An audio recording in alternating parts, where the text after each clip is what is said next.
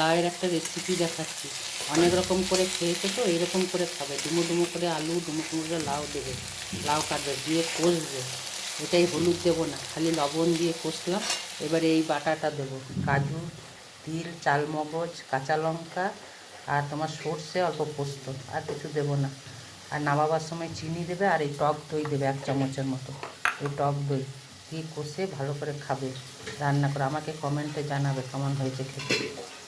এরকম সর্ষে পোস্ত বাটাটা দেবে, আর এই তোমার এই যে কাজু, চালমগজ, সাদা তিল, এই বাটাটাও দেবে। দিয়ে তারপরে নাড়াচাড়া করে কম আঁচ করে, কম ঢাকা দিয়ে দেবে। হয়ে গেলে তোমাদেরকে দেখাচ্ছি। দেখো রান্নাটা এরকম হবে। আর এরকম টক দইটা নামাবার আগে দিচ্ছি। যার যেমন পরিমাণ, আমার কম পরিমাণ আমি কম দিলাম, যার যেমন পরিমাণ রান্না সেরকমভাবে দেবে। দেখো রান্নাটা এরকম হবে।